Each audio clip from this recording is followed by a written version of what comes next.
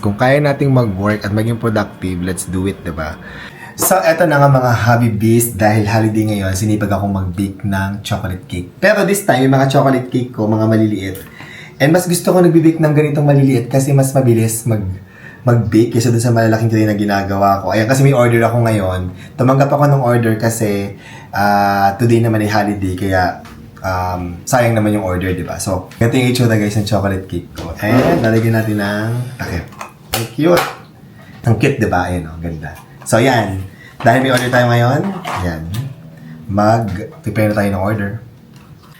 And kakauwi lang namin ni Happy David galing sa aming building. It's a holiday pero sobrang productive ng aming araw na to. Ang dami naming ginawa sa business namin. And na-deliver ko na yung mga chocolate cake na ginawa ko kayo ng umaga. And nakakapagod pero masaya. Happy kami. Very productive. And gutom daw si Happy David. Ma'am? Yes. Yes. Nagugutom ka? Wala tayong ulam. So, ano na lang, pork boppies na lang. Yes, I miss that. Ito may nasa bote. Yung binigay sa atin, sobrang sarap nun, guys. Yeah, actually, bumili na rin kami online. Pero maraming nagme-message sa amin na, bakit out of stock na? Or bakit daw hindi sila maka-order? Eh, kasi limited lang yung stocks everyday na ina-out nila. 100 bottles lang. A day. A day. Hindi yung sa amin, guys, ha? Ano lang Hindi yan. yung sa amin. Pinadala lang sa amin, pero masarap talaga siya as in. Super. Nakakaganang kumain at dahil dyan, magre-ready na kami. Parang masarap mag-Netflix habang kumakain. So, check lang kayo everyday sa kanila kung may stock. Tapos kung wala na, ibig sabihin naubos na yung 100. So, next day kayo bumili. Yes. Pero gusto ko mag-Netflix. Yes! Habang Date, kumakain. lambing-lambing, kiss-kiss. Okay. Mag-guys lang muna tayo. So, ito yung sinasabi namin, guys, na pork boppies na napakasarap.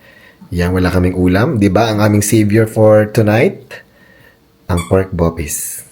Sarap. Mary's Kitchen, pork boppies. Support local, guys. And sina Ate Rose, syempre, nag-saing din sila. Mag-ready na ako sa taas. Sa taas kami kakain. And grabe, ang dami palang nasarapan dun sa chocolate cake na ginawa ko. Parang iniisip ko ngayon, parang gusto kong maglagay ng chocolate cake sa main branch namin everyday. Hindi ko kaya ng everyday siguro. Basta pag nasipagan ako mag-bake, maglalagay ako doon at mag-a-announce kami sa Hapag Habibi. Kapag may available na chocolate cake, mini chocolate cake, mas okay. Mas mabilis mag-bake. Ready na ang aming mga kanin. Inakit ko na yung pork boppies. Kakain na kami habang mag-Netflix. Okay, ready na ang ating setup ng ating dinner. Dinner at bed. Ang ating masarap na pork boppies, guys. Mayroon kami ng Disney pa rin pinapanood namin ni Happy David, ang title Beauty. Ganda. And eto na nga, after a long day sa work, kahit na holiday, kailangan natin magsipag, guys. Kung kaya nating mag-work at maging productive, let's do it, diba? So, ayun na si Happy David. Pwede na kumain. Let's eat! Yes! And then watch something, and then lambing-lambing, and kiss-kiss, and hagag! La, kakain muna kami, guys. And wala pala kaming ulam ngayon kasi sabi namin kay Ate Rose at kay Tia Julie, ubusin muna ang laman ng ref. So, pinaubos muna namin sa kanila lahat ng mga ulam, no? Kaya hindi na sila nagluto. Sabi ko, wag na magluto. Sayang naman kasi yung mga pagkain sa ref. Kaya, sob na kami dito sa pork boppies na to. As in, sobrang sarap nito.